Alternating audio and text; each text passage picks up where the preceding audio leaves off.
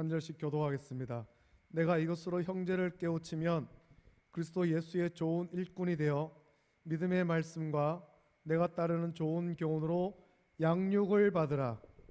망령되고 허탄한 신화를 버리고 경건에 이르도록 내 자신을 연단하라. 육체의 연단은 약간의 유익이 있으나 경건은 범사에 유익하니 금생과 내생의 약속이 있느니라. 미쁘다 이 말이여 모든 사람들이 받을 말하도다. 이를 위하여 우리가 수고하고 힘쓰는 것은 우리 소망을 살아계신 하나님께 두미니 곧 모든 사람 특히 믿는 자들의 구주시라. 너는 이것들을 명하고 가르치라. 아멘. 디모데전서 4장 6절부터 11절까지 말씀으로 오늘 그리스도 예수의 좋은 일꾼이 되라 제목으로 하나님 말씀 받겠습니다. 우리나라에 좋은 교회가 많고 또 훌륭한 목사님들이 많습니다. 서울에 사랑의 교회가 있습니다. 여러분들도 뭐 사랑의 교회 모르는 분이 없겠죠? 다 알고 그러는데 사랑의 교회에 소천하신 고 옥하는 목사님이 교회에서 어떻게 하면은 교회를 좀 건강하게 세우고 건강하게 부흥을 시킬까 그렇게 고민하는 가운데 CCC에서 하는 그 성경부 그것을 교회에 접목해서 제자훈련을 시작을 했죠.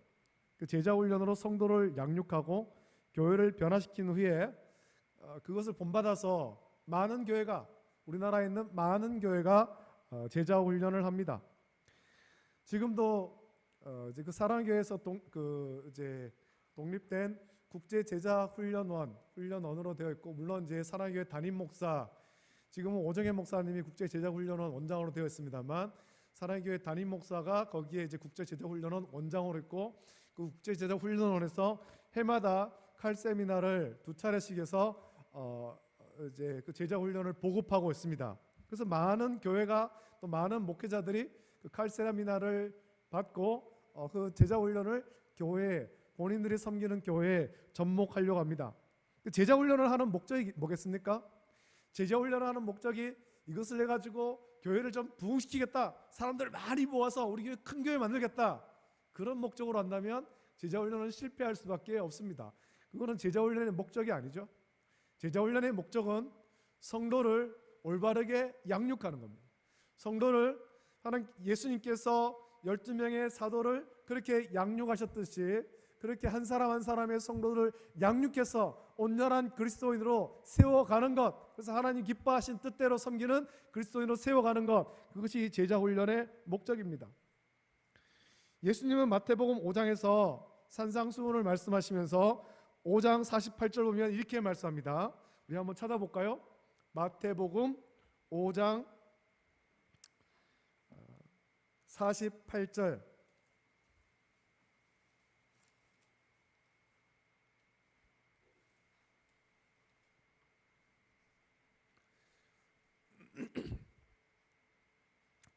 마태복음 5장 48절 소천하신 옥하는 목사님은 제자훈련을 할 때 광인론을 주장했습니다. 이 광인론이 뭐냐면 예수 그리스도에게 미쳐야 된다. 예수 그리스도에게 완전히 미쳐야 된다. 그게 광인론인데 그것을 통해서 제자훈련을 하다가 이제 오정현 목사님은 온전론을 얘기를 합니다. 그 온전론이 여기서 나오는데 한번 마태복음 5장 48절 말씀을 같이 읽어보겠습니다. 시작. 그러므로 하늘에 계신 너희 아버지의 온전하심과 같이 너희도 온전하라. 예수님께서도 온전하라 그렇게 말씀하셨습니다. 바울은 그의 믿음의 아들인 디모데를 가르치면서 성경을 바르게 배우라고 말씀하는데 디모데후서 3장 14절부터 17절에서 성경을 배우는 것에 그런 어떤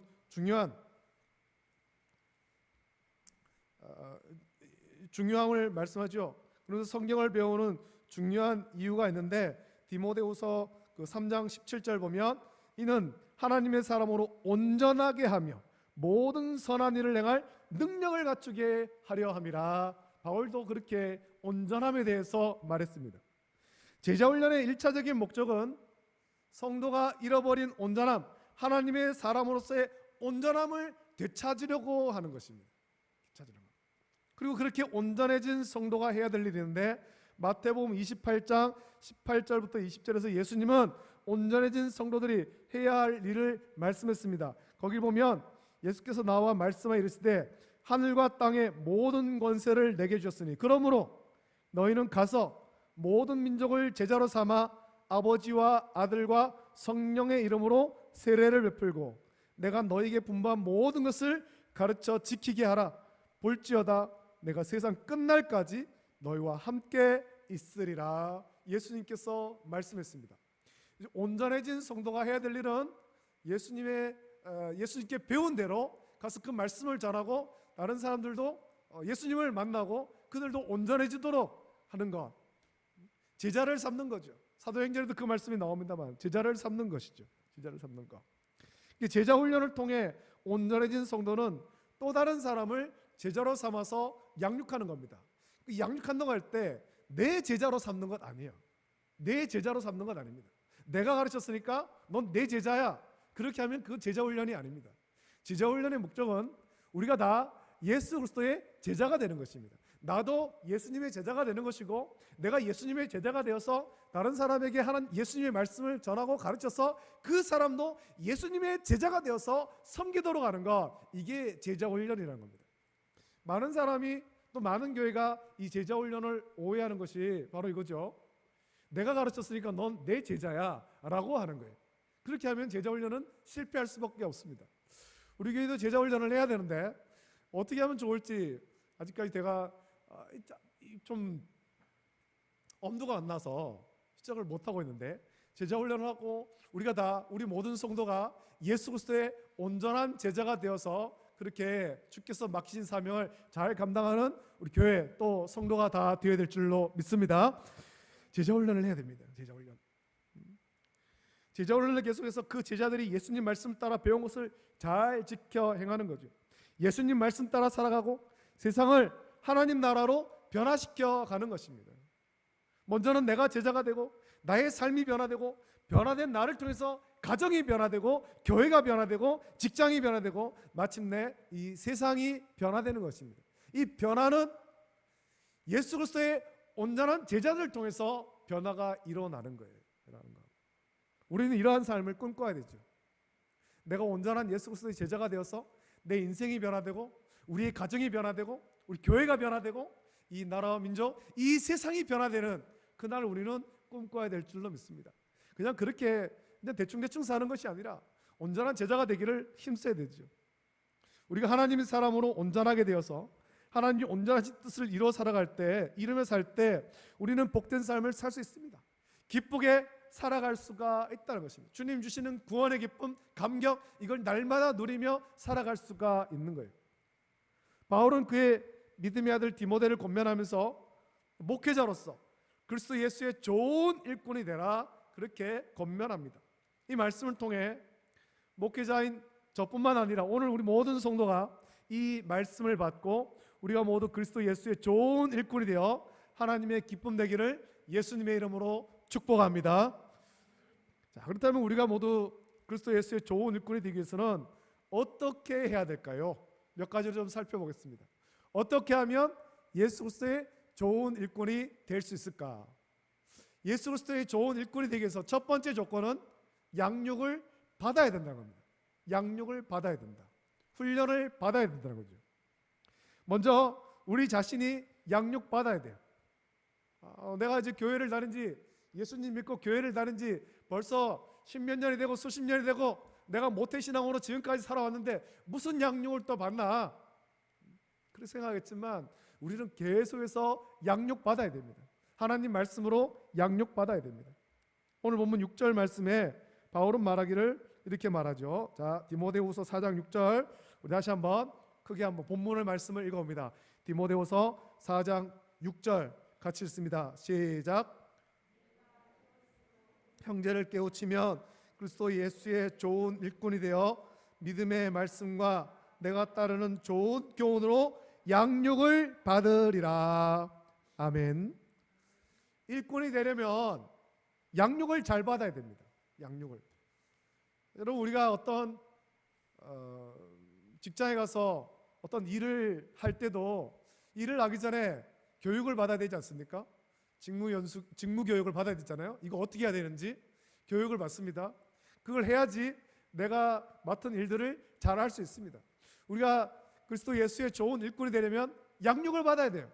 어떻게 제자가 되어야 되는가? 어떻게 섬겨야 되는가? 양육을 받아야 되죠. 양육을. 그럼 우리가 무엇을 양육받아야 됩니까? 바울은 두 가지를 말하는데, 하나는 믿음의 말씀이고 또 하나는 좋은 교훈이다, 그렇게 말씀하고 있습니다. 믿음의 말씀, 이 믿음의 말씀은 하나님의 말씀이죠. 우리가 양육을 받을 때 하나님의 말씀인 성경으로 양육받아야 됩니다. 다른 것이 아닙니다. 하나님의 말씀, 성경으로 양육받아야 됩니다. 교회 와서 예배를 드리고 또 교회에서 제자 훈련을 한다고 할 때도 하나님의 말씀으로 양육받아야 돼요. 이거 외에 다른 거 가지고 하면 그거는 안 되는 거죠. 오직 하나님 말씀. 교회에서는 오직 하나님 말씀으로 양육해야 되는 것입니다. 양육해야 되는 것. 성경은 우리에게 어떻게 구원받는지를 가르쳐 줍니다. 세상의 학문은 우리가 세상에서 어떻게 살아가는가 어떤 그런 방법들을 알려주지만, 하나님의 말씀인 성경은 구원에 이르는 지혜, 예수 그리스도를 우리에게 알려주는 거죠. 하나님께서 우리를 사랑하사 보내신 독생자 예수 그리스도, 그 예수 그리스도에 대해서 창세기로부터 시작해서 요한계시록까지 계속해서 말씀하고 있는 거예요. 그래서 성경 말씀을 통해서 구원에 이르는 지혜를 우리가 배우게 됩니다. 예수님만이 우리의 구원자이십니다. 성경에 보면 이스라엘의 역사도 있고 여러 가지가 있습니다만, 이 모든 것을 통해서 일관되게 말씀하고 있는 것, 구원자 예수 그리스도인 겁니다. 창세기로부터 시작해서 요한계시록까지 구원자 예수 그리스도에 대해서 계속해서 일관되게 말씀하고 있는 거예요. 우리는 그 맥을 짚어야 되는 거죠. 로마서 3장 23절 24절에 이렇게 말씀하지 않습니까? 모든 사람이 죄를 범하였음에 하나님의 영광에 이르지 못하더니 그리스도 예수 안에 있는 속량으로 말미암아 하나님의 은혜로 값 없이 의롭다 하심을 얻은 자 되었느니라 라고 말씀합니다. 성경은 우리가 아담의 불순종으로 말미암아서 죄인이 되었음을 말하고 있습니다. 이게 원죄죠. 원죄. 그리고 죄의 결과 사망이 들어오게 되었고 하나님의 영광에 이르지 못하게 되었다 말씀합니다. 아담의 불순종의 원죄로 인해서 우리에게만 사망이 들어온 것이 아니라 땅도 저주를 받고 가시와 엉겅퀴를 내고 우리 가운데 모든 약함과 질병이 들어오고 우리의 모든 악함이 생긴 거예요.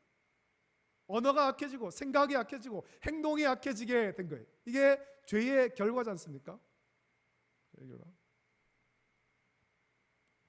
죄의 결과 사망이 들어오게 되었고 하나님의 영광에 이르지 못하게 되었다 말씀합니다. 하나님과 함께 영원토록 거하는 영생을 얻지 못하게 되었다라는 겁니다. 지금도 여러분 많은 사람들이 에덴 동산이 어디에 있을까? 에덴 동산을 찾는 사람이 있습니다. 성경에 나오는 그 힌트가 있지 않습니까? 유브라데스 강과 디그리스 강, 그 강을 그 두 개의 강과 그것을 기준해 가지고 또 여러 가지 성경에 나오는 창세기에 나오는 지명들, 그거를 유추해서 고대의 지명들을 찾아가면서 여기가 에덴 동산일 거야 라고 그렇게 막 찾아가는 곳이 있어요. 이라크 어디쯤 될 거다, 아니면 이란 어디쯤 될 거다, 그렇게 유추하면 찾아갑니다. 전 그걸 보면서 그런 생각합니다. 그걸 찾는 게 지금 뭐가 그렇게 중요한가?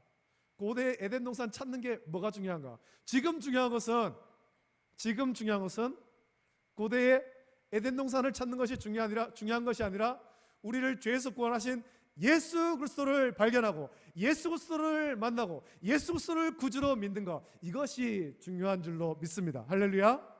할렐루야. 이게 중요한 거예요. 이게 중요한 거. 그래서 많은 사람들이 정말 찾아야 될 핵심은 놓친 채 엉뚱한 것을 찾는 사람들이 지금도 세상에는 많이 있다라는 거죠. 그러니까 예수 그리스도를 발견해야 됩니다. 성경은 예수님을 만나게 해주는 거예요. 성경을 통해 가지고 고대 에덴 동산이 원래 있던 자리, 그걸 찾아가도록 하는 것이 아니라 우리를 구원하신 예수 그리스도를 만나게 하는 것이 성경인 것입니다. 성경.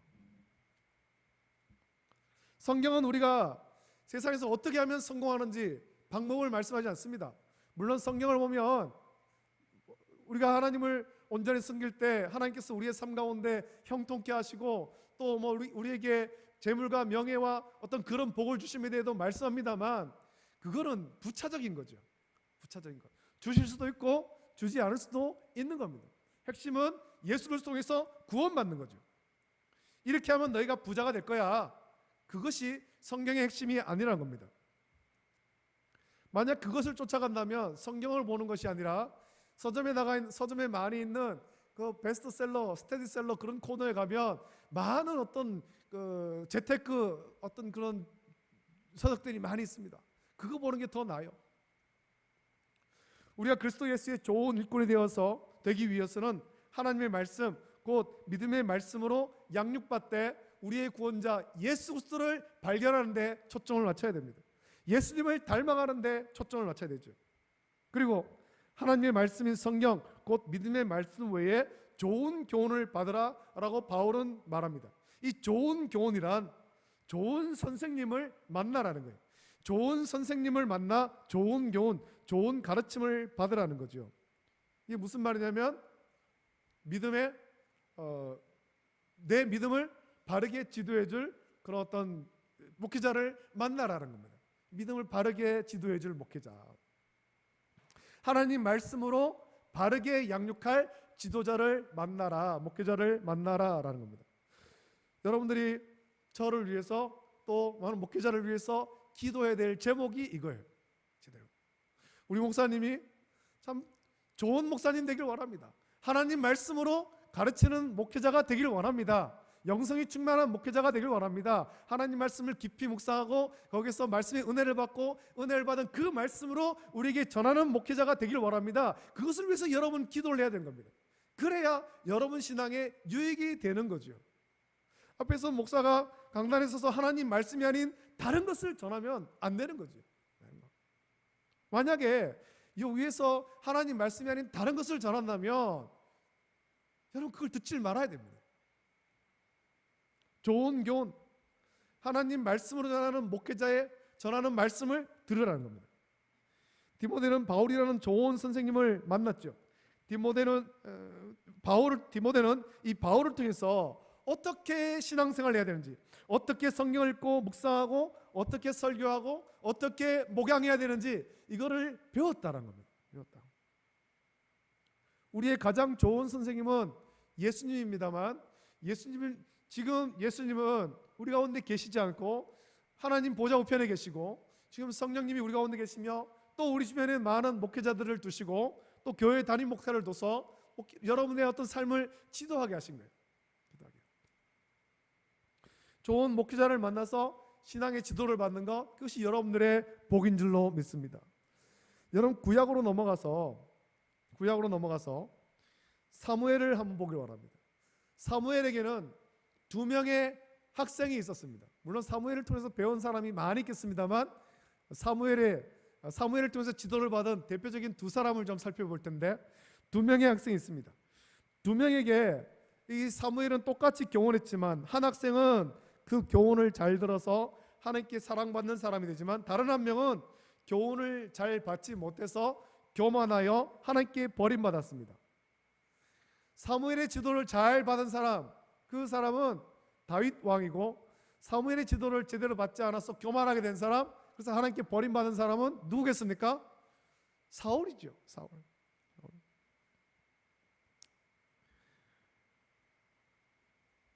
사무엘은 선자로서 다윗에게 말씀하고 교훈했습니다. 또 다윗은 나단 선자와 갓 선자가 있었습니다. 다윗이 왕으로 있으면서 하나님께서 보내신 이런 선자들을 통해서 하나님 말씀을 들었고 그들의 좋은 교훈에 귀를 기울였다는 겁니다. 그들이 하나님 말씀으로 지도를 할 때 내가 왕인데 그렇게 교만하지 않고 선자의 말에 순종했다는 겁니다. 하나님 말씀에 귀를 기울인 거예요. 그럴 때 다윗은 올바른 신앙생활을 할 수 있었고 하나님께 가장 사랑받는 왕으로 세움받을 수 있었습니다. 오늘 우리에게는 누구를 통해 어떤 교훈을 받습니까? 하나님께서 각 교회에 세우신 담임 목사를 통해 여러분들은 하나님 말씀을 받는 겁니다. 이것이 옳은 교훈, 좋은 교훈이죠. 그래서 아까도 말씀드렸다시피 목사를 위해서, 담임 목사를 위해서 기도를 간절히 해야 되는 거예요. 하나님 말씀을 깊이 묵상하고 바르게 전할 수 있도록 그것을 위해서 기도하고, 그렇게 선포되는 말씀을 여러분들이 아멘을 받으면서 순종할 믿음 달라고 기도를 해야 되죠. 여러분, 갈라디아서 1장 6절부터 10절 말씀 보면 그리스도의 은혜로 너희를 부르신 이를 이같이 속히 떠나 다른 복음을 따르는 것을 내가 이상하게 여기노라. 다른 복음은 없나니 다만 어떤 사람들이 너희를 교란하여 그리스도의 복음을 변하게 하려 함이라. 그러나 우리나 혹은 하늘로부터 온 천사라도 우리가 너희에게 전한 복음 외에 다른 복음을 전하면 저주를 받을지어다.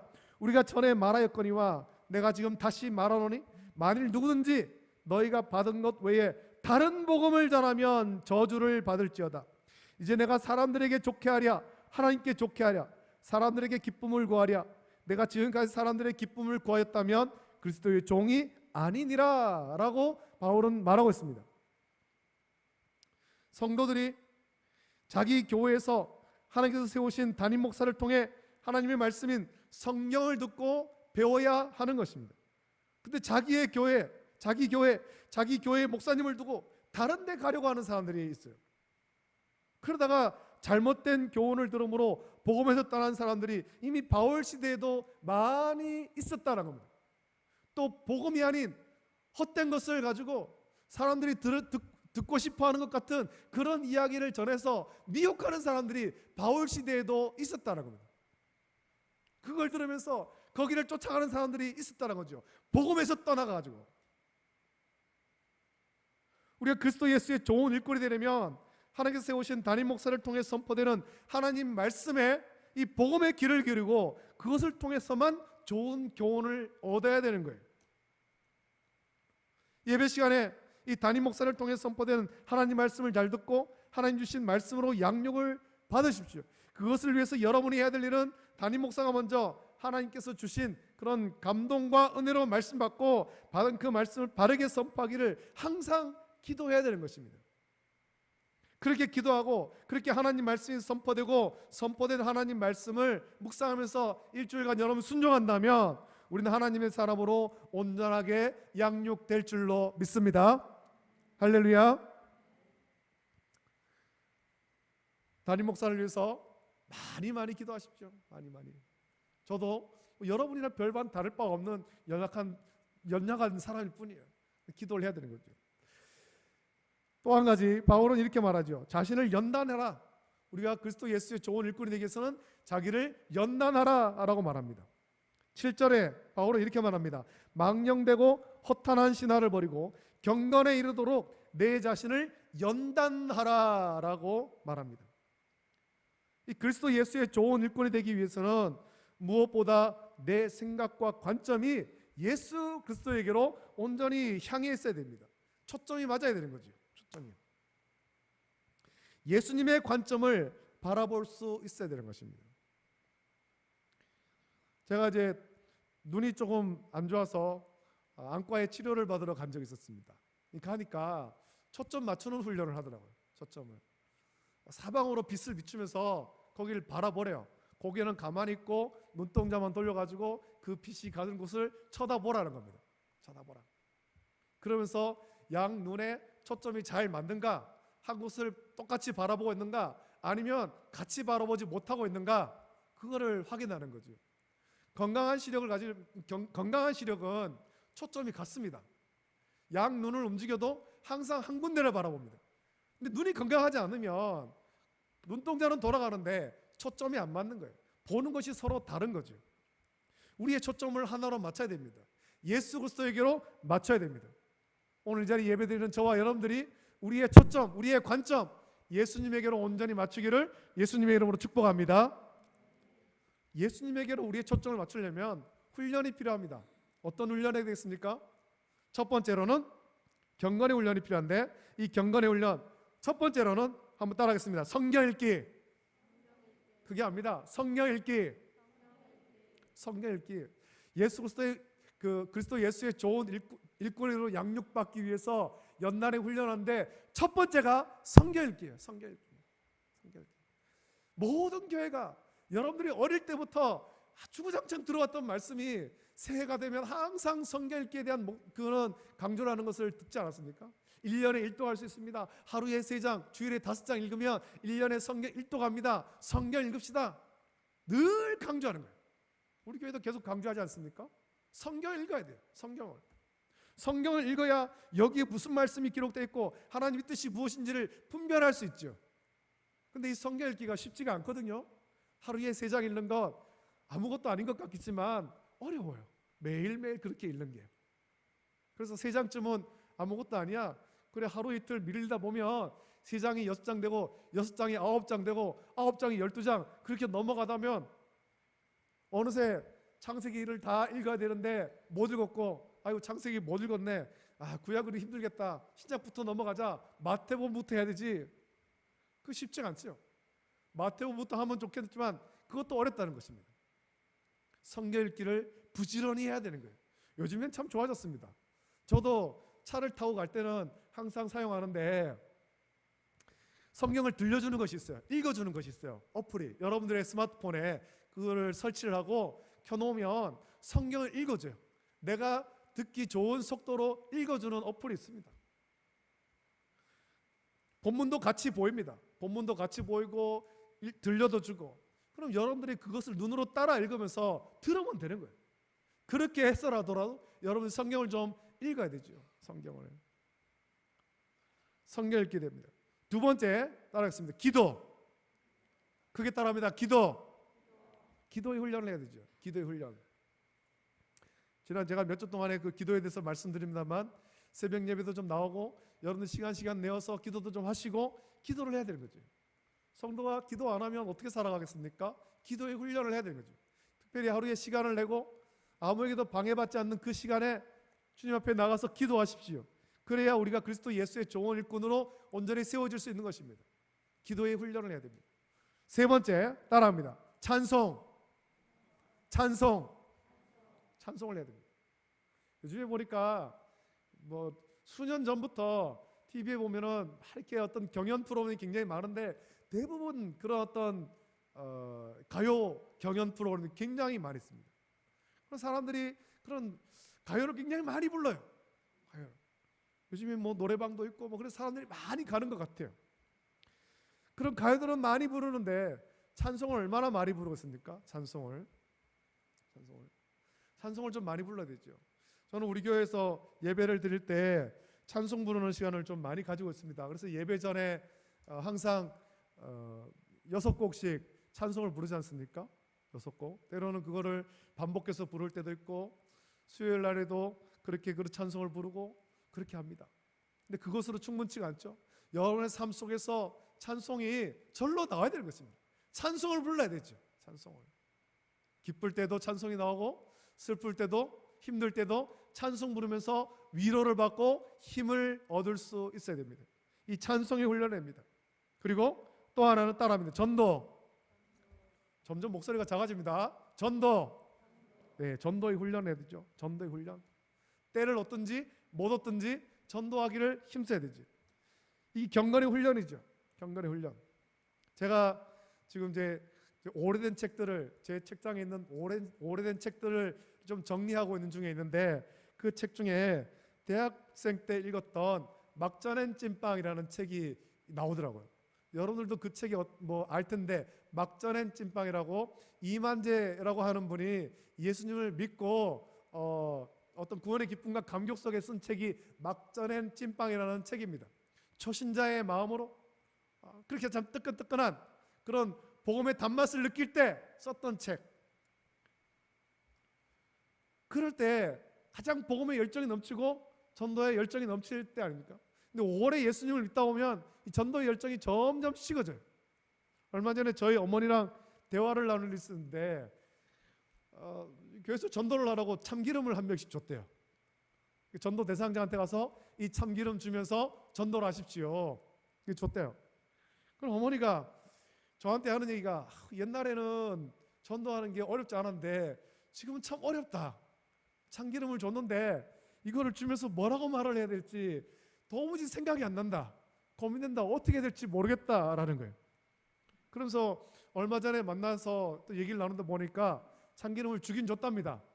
주기는 줬는데 그분이 예전에 이제 교회를 다니다가 교회를 지금 안 다니고 있는 분인데 어떤 그런 가정 환경 때문에 교회를 안 다니는 분인데 참기름을 주긴 줬는데 나랑 같이 교회를 가자 이 말은 못했다라는 거죠. 이 말은 너무너무 그 말 하기가 힘들다라는 거예요. 힘들더라. 우리도 그렇지 않습니까? 우리 가까운 사람에게 나랑 같이 교회 가자, 나랑 같이 예수님 믿자, 우리 교회 나랑 같이 한번 같이 갈래? 이 말하기가 얼마나 힘든지 몰라. 얼마나 힘든지 몰라. 여기서 간질간질거리는데 여기까지 안 나오는 거죠. 그래서 전도도 훈련이 필요한 것입니다. 훈련이. 그래야 전도할 수 있죠. 이런 성경 읽기, 기도, 찬송, 전도를 온전히 하기 위해서는 우리가 좋아하는 것을 포기하는 훈련이 필요합니다. 그리스도 예수의 좋은 일꾼이 되기 위해서는 육체의 즐거운 것이라도 경건을 위해서 포기하는 연단이 필요한 것입니다. 이렇게 연단된 경건에 대해서 바울은 유익이 있는데 금생과 내생의 약속이 있다, 그렇게 말씀합니다. 경건의 훈련을 통해서 하나님의 온전한 사람으로 세워지게 될 때 하나님은 천국에서의 영원한 삶을 약속하실 뿐만 아니라 땅에서도 복된 삶을 약속하신 거예요. 그리고 우리가 마지막으로 그리스도 예수의 좋은 일꾼은 믿음의 말씀과 좋은 교훈으로 양육받고 경건에 이르도록 자신을 연단했다면 이제는 그렇게 연단받은 것으로 끝나는 것이 아니라 다른 사람을 양육해야 됩니다. 내가 양육받은 것으로 끝나는 것이 아니라 다른 사람을 양육해야 되죠. 가르쳐야 됩니다. 여러분, 좋은 일꾼은 자기의 노하우를 다른 일꾼에게 가르칠 줄 아는 사람입니다. 요즘에 여러분 우리나라 어떤 숭늉공 일꾼들이 많은 고민이 있습니다. 공장에서 혹은 어떤 일터에서 숙련된 기술을 가진 분들의 고민이 있는데 자기들이 뒤를 이어서 일할 일꾼들이 없다라는 거예요. 일꾼이 없다. 그러면서 후회하는 것이 하나 있습니다. 후회하는 것. 자기가 가진 이 기술을 많은 사람에게 가르쳤어야 되는데 그동안 이 기술 하나 가지고 내가 먹고 살자고 안 가르쳤다는 거죠. 안 가르쳤다. 가르쳐주면 그 배운 사람이 나의 경쟁자가 되기 때문에 그럼 내 먹거리가 줄어드니까 이 기술을 안 가르쳤다는 겁니다. 안 가르치다 보니까 이제는 기술자가 없어서 본인이 은퇴하고 나면은 일을 할 사람이 없다라는 거예요. 그래서 우리나라에도 보면은 제가 울산에 있을 때 보니까 용접 기술을 가진 사람이 없어요. 조선소에 현대중공업에 큰 배를 만들려면 용접 기술자가 있어야 되는데 용접 기술자가 점점 없어집니다. 없습니다. 그래서 용접 기술을 가지고 정년 은퇴하신 분들을 회사에서 계약직으로 다시 취업을 시키는 거예요. 기술자가 없으니까. 자기 기술을 가르쳐줘야 되죠. 가르쳐주면 더 많은 기술자가 생기고 그만큼 그 일이 더 넓어지는데, 여러분 지금 세계에서 가장 영향력 있는 사람 중에 한 사람이 미국의 일론 머스크라는 사람이 있습니다. 이름을 많이 들어보셨을 겁니다. 미국의 전기 자동차 회사 테슬라의 CEO로 있고 또 이 사람이 우주 로켓을 만들고 로켓을 재활용하는 기술을 만들고 지금 화성까지 가는 로켓을 만들려고 하는 사람이죠. 이 사람의 회사에서 만든 전기 자동차는 세계에서 가장 성공한 전기 자동차로 인정받습니다. 오늘날 세계 많은 자동차 회사에서 치열한 경쟁을 하면서 남들보다 앞선 기술을 독점하려고 많은 노력을 기울이고 있고 보안에 힘을 씁니다. 그런데 일론 머스크는 그런 시대의 분위기와는 전혀 반대로 자기 회사에서 가진 전기 자동차의 모든 특허를 공개하겠다. 수년 전에 그렇게 말했습니다. 이 특허를 다 공개하겠다. 이거 가지고 당신들 전기 자동차 만들어라. 우리 거 100개도 상관없다. 그렇게 말한 거죠. 일론 머스크가 자기 회사인 테슬라에서 가진 전기 자동차 특허를 공개한 이유가 있습니다. 심지어는 자기 회사에 막대한 그런 이익을 끼치고 있는 테슬라 S라는 자동차의 복제품을 만들어도 상관없다라고 했습니다. 왜 그렇게 말했습니까? 그건 자기가 가진 기술을 자기만 가지는 것이 아니라 다른 사람들에게 전해서 오히려 전기 자동차가 더 널리 보급되기를, 이 시장이 더 커지기를 바랬기 때문이죠. 그렇게 전기 자동차의 특허를 공개하고 기술을 가르친 결과 지금 우리 주변에 전기 자동차가 점점 많이 다니고 있습니다. 파란 번호판을 난 자동차 전부 전기 자동차죠. 심지어 그동안 이제 그 내연기관 엔진으로 가는 자동차를 만들던 회사도 그 자동차를 만들지 않고 앞으로는 전기 자동차만 만들겠다. 2025년 이후부터 2030년 이후부터는 완전히 전기차만 만들겠다. 그렇게까지 했습니다. 일론 머스크가 전기 자동차의 기술을 많은 사람에게 보급한 덕분에 이제는 전기 자동차가 대세가 된 거예요. 여러분, 잘 양육을 받고 연단하여서 그리스도 예수의 좋은 일꾼이 된 사람은 자기가 배우고 연단한 것을 또 다른 일꾼이 된 사람에게 잘 가르칠 수 있어야 됩니다. 바울은 오늘 보면 11절에서 디모데에게 명령하기를 너는 이것들을 명하고 가르치라 라고 했습니다. 누구에게 명하고 누구를 가르치라는 것입니까? 디모데를 이어서 그리스도 예수의 좋은 일꾼이 될 사람들을 잘 가르치라는 겁니다. 우리가 이렇게 잘 가르쳐야 되는 이유는 우리의 소망, 곧 모든 사람의 소망이 살아계신 하나님께 있기 때문입니다. 특히 믿는 자의 구주라고 바울은 10절에서 말씀하고 있습니다. 여러분, 우리가 일꾼이 되어서 무엇을 하겠습니까? 일꾼이 되어서 교회에서 뭐 이것저것 봉사하고 그것도 좋겠습니다만 우리가 하나님을 영화롭게 하는 일을 우리는 감당해야 되는 것입니다. 하나님 기뻐하신 뜻대로 섬기는 일꾼이 되어야 되죠. 왜냐하면 살아계신 하나님, 곧 믿는 자의 구주 되시는 예수 그리스도가 우리의 유일한 소망이기 때문입니다. 우리는 하나님을 영화롭게 해야 될 사명이 있습니다. 오늘 저와 여러분은 그리스도 예수의 좋은 일꾼이 되라고 부르심을 받았습니다. 그리스도 예수의 좋은 일꾼이 되어서 예수님의 증인으로 살아가며 이 세상을 하나님의 복음으로 변화시키는 그런 일을 하라고 부름받은 것입니다. 우리가 말씀을 배움으로 양육받고 있다면 스스로 경건에 이르도록 그렇게 연단하십시오. 좋은 일꾼이 되기 위해서 경건에 이르지 못하도록 방해한 것들을 좀 제거하고 그걸 내려놓고 그리스도 예수의 좋은 일꾼으로 변화되기 위해서 스스로 연단하십시오. 저와 여러분은 그리스도 예수의 좋은 일꾼으로 부름받았습니다. 이 부름에 합당한 삶을 살아가기를 결단하는 저와 여러분 되시기를 예수님의 이름으로 축복합니다. 기도하겠습니다. 하나님 아버지, 사랑과 은혜를 감사합니다. 주님께서 우리를 사랑하셔서 죄에서 구원하시고 그것으로 끝난 것이 아니라 우리를 그리스도 예수의 좋은 일꾼으로 불러주심을 감사합니다. 우리가 그리스도 예수의 좋은 일꾼으로 부름받았는데 우리 부름받음에 합당하도록 또 그렇게 잘 섬길 수 있도록 우리가 양육받게 하여 주시옵소서. 하나님의 말씀으로 양육받게 하시고 또 연단하고 또 우리가 배운 것들을 잘 가르쳐서 더 많은 그리스도 예수의 일꾼들을 세워나갈 수 있도록 은혜를 덧입혀 주시기를 간절히 소원하옵나이다. 거룩하신 예수님의 이름으로 감사하며 기도드립니다.